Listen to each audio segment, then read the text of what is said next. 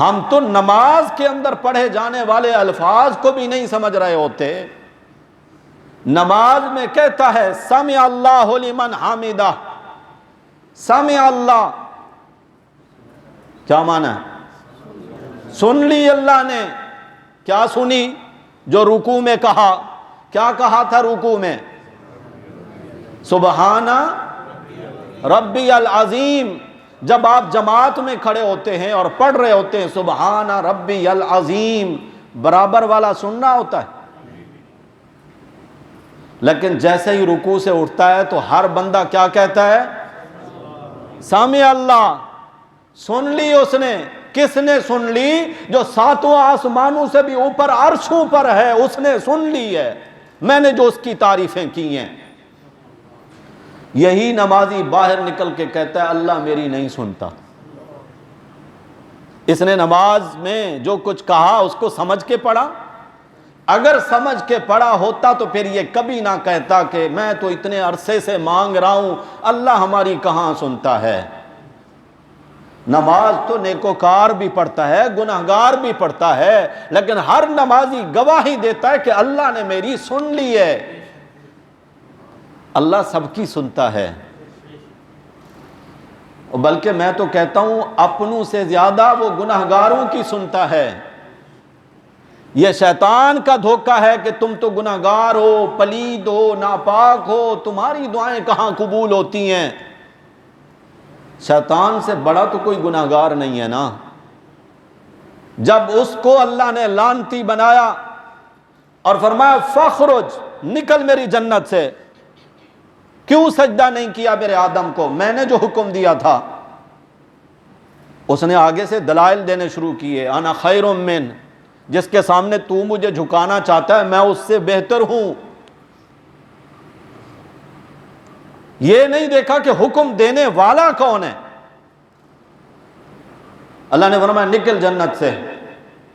اس نے کہا مجھے نہیں ہے ضرورت آپ کی جنت کی، جا رہا ہوں.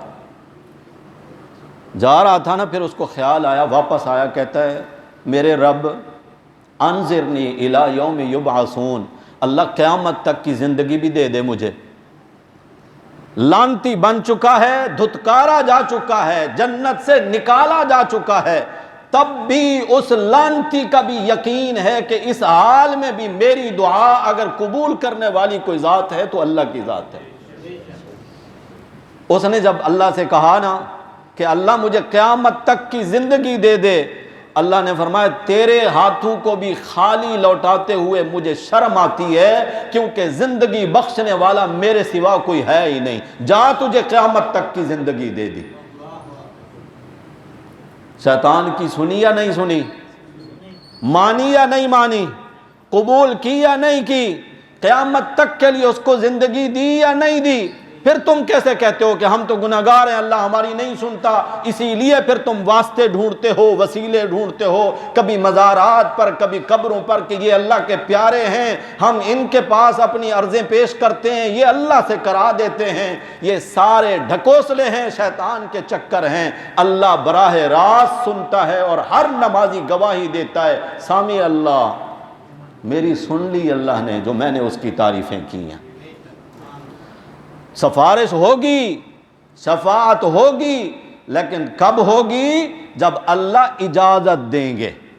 آیت الکرسی ہے اللہ لا الہ الا ہو الحی القیوم لا تأخذہ سنۃ ولا نوم لہ ما فی السماوات وما فی الارض.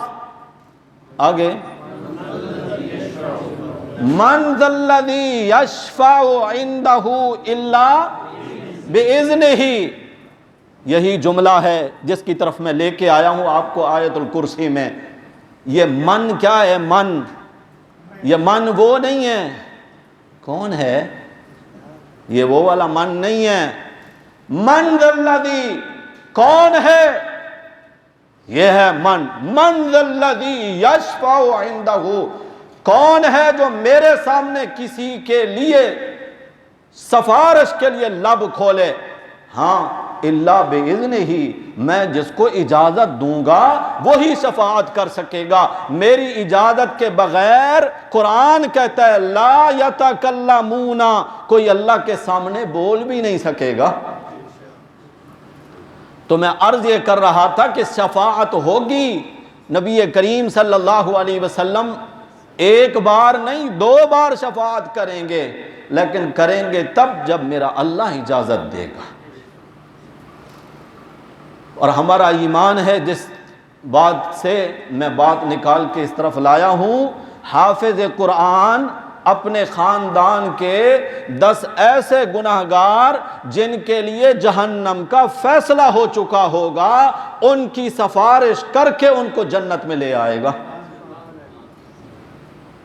تو حافظ قرآن کے اپنے لیے بھی اعزاز ہے، اس کے ماں باپ کے لیے بھی اعزاز ہے، اس کے قریبی رشتہ داروں کے لیے بھی اعزاز ہے۔ حافظ قرآن بھی شفاعت کرے گا، مجاہد بھی، شہید ہونے والا وہ بھی شفاعت کرے گا، علماء بھی شفاعت کریں گے۔ لوگ جان چھڑاتے ہیں مولویوں سے، کسی طرح جان چھوٹ جائے، میدان محشر میں بھی ان سے جان نہیں چھوٹنے والی، ان سے بنا کے رکھا کرو۔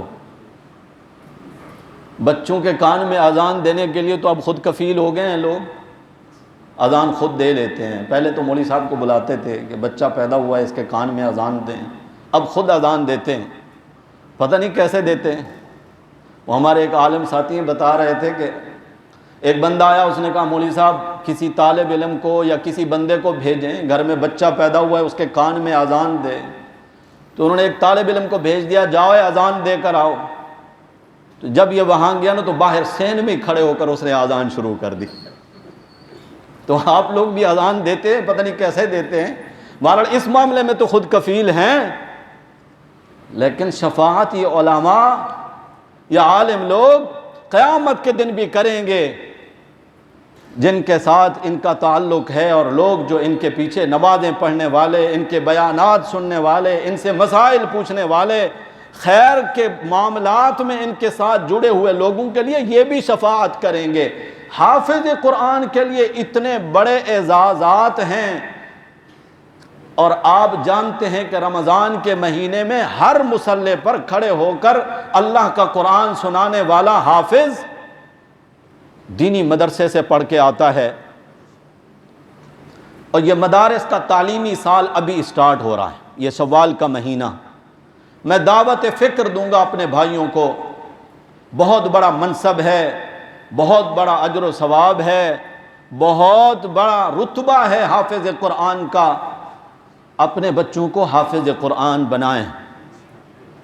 دینی تعلیم میں بہت کچھ وہ بن سکتا ہے، لیکن اتنی بات صرف سوچ لیں، صرف اتنی بات کہ حافظ قرآن کے ماں باپ کی تاج پوشی ہوگی قیامت کے دن، کسی ڈاکٹر کے ماں باپ کی تاج پوشی نہیں ہوگی۔ پروفیسر، انجینئر، بیرسٹر، جتنے بھی تمہارے مناصب ہیں، کسی منصب کے عہدے دار کی تاج پوشی نہیں ہوگی، لیکن حافظ قرآن کے ماں باپ کو اللہ وہ تاج پہنائیں گے جس کے ایک موتی کی روشنی دنیا کے سورج سے بھی زیادہ ہوگی۔ اپنے بچوں کو حافظ بنائیں۔ لوگ کہتے ہیں کہ اگر حافظ بنائیں تو پھر یہ کھائیں گے کہاں سے؟ حالانکہ جتنا مولوی کھاتے ہیں اتنا کوئی کھا ہی نہیں سکتا۔ اللہ مولویوں کو وہ کھلاتے ہیں جن کا آپ تصور بھی نہیں کر سکتے۔ یہ کھاتے بھی ہیں، روٹیاں سکھا کے بیچتے بھی ہیں، اللہ ان کو اتنا دیتے ہیں۔ مولانا اشرف علی صاحب تھانوی رحمۃ اللہ علیہ سے ایک بندے نے کہا چاہتا ہوں بچے کو حافظ قرآن بناؤں، لیکن پھر سوچتا ہوں کہ یہ کھائے گا کہاں سے؟ تو انہوں نے فرمایا صبح جا کے دیکھا کر، یہ رات میں کھا کے روٹیاں جو بچ جاتی ہیں ان کو سکھا کے پھر بیچتے بھی ہیں، ان کو اللہ اتنا کھلاتے ہیں۔ تو کہتا ہے یہ کہاں سے کھائیں گے؟ اللہ ان کو وہ کچھ عطا کرتے ہیں جن کا تو تصور بھی نہیں کرتا۔ دنیا میں کتنی عزت ہے اس کے لیے، اور آخرت کی عزت تو پھر اسی دن جا کر پتہ چلے گی جب یہ دنیا کی آنکھ بند ہوگی، اللہ کے ہاں جا کر پتہ چلے گا کہ اللہ ان لوگوں کو کتنا اعزاز سے نوازتے ہیں۔ تو آج کے اس خطبے میں نے نبی کریم صلی اللہ علیہ وسلم کے ارشادات کی روشنی میں حافظ قرآن کی صرف 3 فضیلتیں بیان فرمائی ہیں۔ حافظ قرآن کے اپنے لیے، اس کے ماں باپ کے لیے، اس کے خاندان کے لیے کیا کیا فضائل ہیں۔ میں آج دعوت دوں گا اپنے بھائیوں کو، خود اگر آپ حافظ نہیں بن سکے اپنے کسی بچے کو اس منصب کے لیے تیار کریں، چھوٹا بھائی ہے، بیٹا ہے، اور اگر کوئی بزرگ ہیں تو اپنے پوتے ہیں، نواسے ہیں، اپنے قریبی رشتہ دار ہیں، ان کو اس کام کے لیے آپ متوجہ کریں۔ اللہ کے قرآن کو سینے میں محفوظ کر لینا یہ بہت بڑا اعزاز ہے۔ اللہ ہم سب کو اس کی توفیق عطا فرمائے۔ آخر دعوانا ان الحمدللہ رب العالمین۔